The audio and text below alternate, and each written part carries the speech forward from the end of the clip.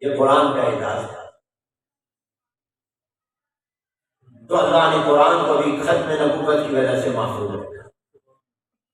دنیا میں کتنے تغیرات آئے، کتنے انقلابات آئے، عروج و زوال کی داستانیں قائم ہوئی، جغرافیے بدلے، کتنوں کے تخت الٹے گئے، کتنی سلطنتوں کے نام و نشان دنیا سے مٹ گئے، ایک دور کی سپر طاقتیں ختم ہو گئی، کئی ادوار کی سپر طاقتیں صفر طاقتیں بن گئی، سب کچھ بدلا مگر قرآن نہیں بدلا۔ قرآن تبدیل ہونے نہیں آیا، تبدیل کرنے آیا۔ قرآن کے ایک نقطے میں فرق نہیں آیا، ہاں اس نے تبدیل کیا ہے۔ حضرت عمر بن خطاب رضی اللہ تعالیٰ عنہ بہن کی زبان سے قرآن سنتے ہیں، دل کی کایا پلٹ جاتی ہے، قرآن بدل دیتا ہے، کافر سے پکا مسلمان بنا دیتا ہے۔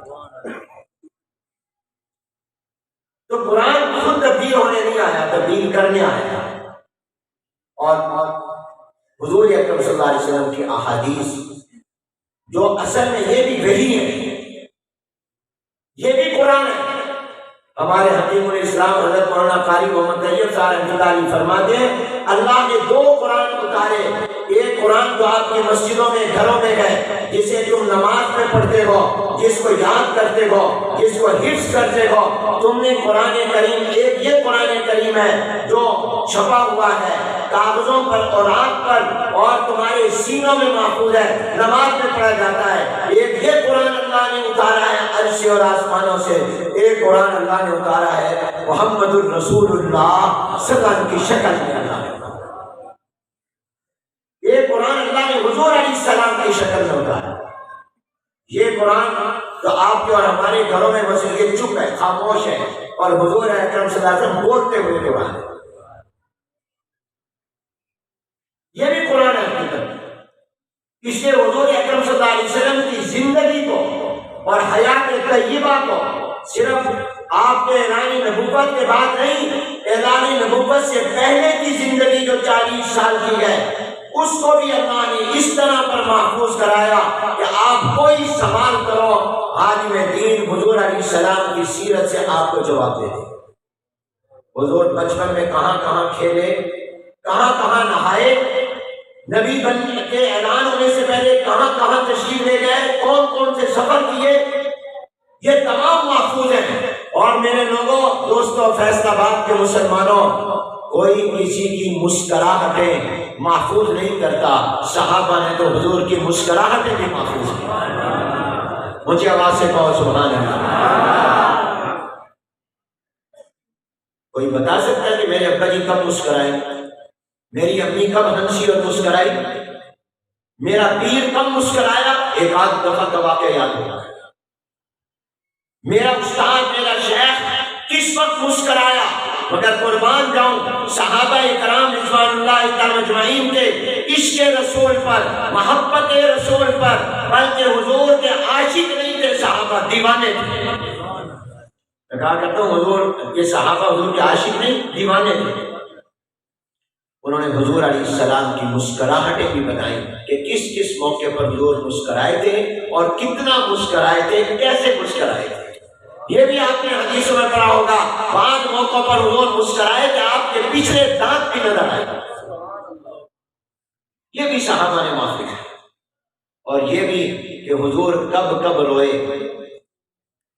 آپ کی آنکھوں مبارک سے کب کب آنسو نکلے، کتنے آنسو نکلے، یہ بھی صحابہ نے محفوظ ہے۔ کوئی ہوگا آج ایسا محبت کرنے والا؟ اس پورے مجمع میں کتنے لوگ ہوں گے جن کو دوسروں سے محبت ہوگی؟ کیا وہ بتا سکتا ہے کہ میرا محبوب کتنی مرتبہ مسکرایا ہے، کب مسکرایا ہے، صبح دن رات کون سی بات پر مسکرایا ہے، کتنا مسکرایا ہے، کب رویا ہے، کتنا رویا ہے، کیسے رویا ہے، یہ بھی صحابہ نے محفوظ کیا۔ حضور چلتے کیسے تھے، بیٹھتے کیسے تھے، کھاتے کیسے تھے، حضور اکرم صلی اللہ علیہ وسلم دیکھتے کیسے تھے، بات کیسے کرتے تھے، تمام زندگی حضور اکرم صلی اللہ علیہ وسلم کی محفوظ ہے۔ یہ اللہ نے کرائی ہے ختم نبوت کی۔ کیونکہ حضور آخری نبی تھے، قرآن نے بھی رہنمائی کرنی ہے، حضور علیہ السلام کی زندگی نے بھی رہنمائی۔ قرآن کہتا ہے نماز پڑھو، اب نماز پڑھنی کیسے ہے؟ یہ اللہ کے نبی نے سکھایا۔ روزہ رکھو، رکھنا کیسے ہے؟ یہ حضور علیہ السلام نے سکھایا۔ اسے یاد رکھو، قرآن حضور کے بغیر نہیں سمجھ میں آ سکتا، حدیث کے بغیر نہیں سمجھ میں آ سکتا۔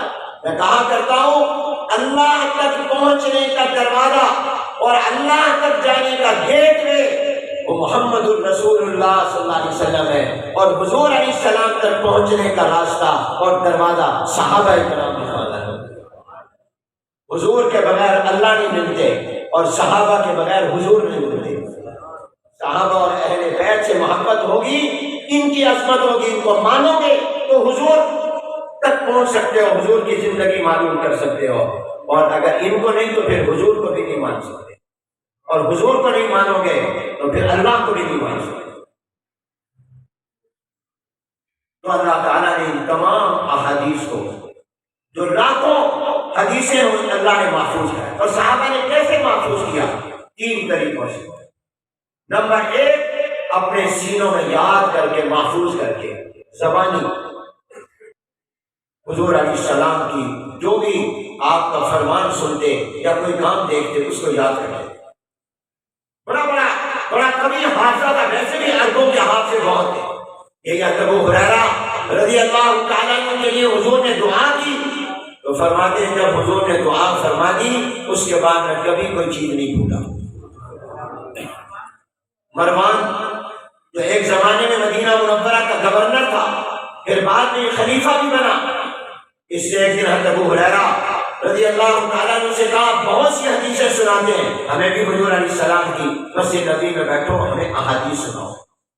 اور پیچھے پردے میں ایک آدمی کو کہا یہ جو حدیث بیان کرے تم لکھ لو۔ حضرت ابو ہریرہ رضی اللہ تعالیٰ نے 100 حدیثیں سنائیں، 100 حدیثیں حضور علیہ السلام۔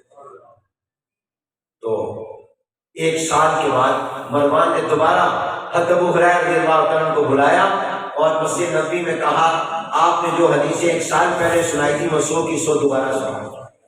اور جس نے لکھی تھی سال پہلے اس کو کہا ان کو پتا تو ہے نہیں کہ تم نے لکھی ہوئی ہے، تم پھر پردے میں چھپ جاؤ اور دیکھتے رہو کہ یہ صحیح سناتے ہیں یا کوئی غلطی کرتے ہیں۔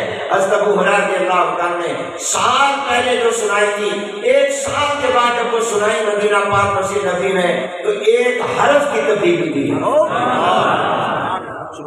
اور جو 1 سال پہلے نمبر پر سنائی تھی اگلے سال کے بعد وہ پہلے نمبر پر، دوسرے نمبر پر، تیسری۔ اسی طرح پر بعد میں محدثین نے، تابعین نے اتنی محبت کی حضور کے ساتھ کہ انہوں نے حضور کی حدیثوں کو یاد کیا۔ ابو زرع رازی بڑے محدث تھے رحمۃ اللہ علیہ، ان کی مجلس ایک دن لمبی ہو گئی تو ایک ان کے شاگرد جب رات کو دیر سے حدیثوں کا سبق پڑھ کر گھر گئے تو بیگم نے پوچھا دیر سے کیوں آئے؟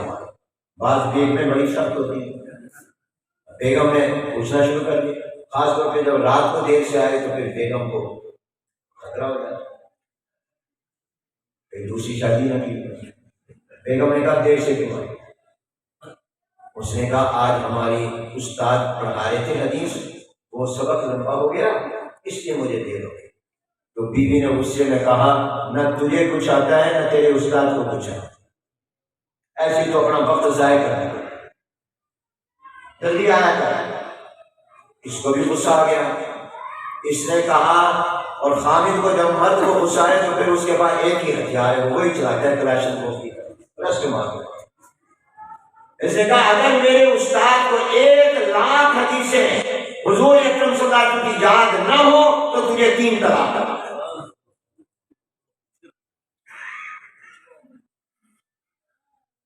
جو غصے میں کہہ دیا، اب جب غصہ ختم ہوا تو خیال ہوا ہو سکتا ہے میرے استاد کو 1,00,000 حدیثیں یاد ہو۔ اور یاد رکھو حدیث صرف متن اور الفاظ کو نہیں کہتے، حدیث سند اور متن دونوں کو کہتے ہیں۔ تو پہلے جب یاد کرتے تھے وہ یہ نہیں کرتے تھے کہ حضور نے یہ فرمایا، نہیں پہلے یہ بیان کرتے تھے میں نے کس سے سنا، اس نے کس سے سنا، اس نے کس سے سنا، اس نے کس سے سنا۔ حضور علیہ السلام تک تمام درمیان کے واسطوں کے نام یاد ہوتے تھے، وہ پہلے بیان کرتے پھر حدیث سناتے تھے۔ تو جو دونوں چیزیں یاد ہوتی تھیں اس کو حدیث کہتے تھے یاد ہے.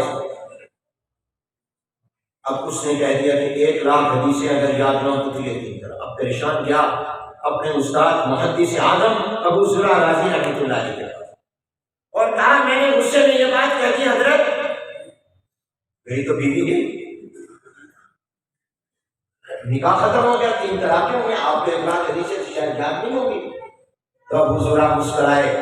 ابو زرع رازی رحمۃ اللہ سبحان اللہ, یہ وہ محدث ہیں ان کا آخری وقت تھا, ان کے شاگرد پاس بیٹھے تھے, ان کو اندازہ ہو گیا کہ اب ہم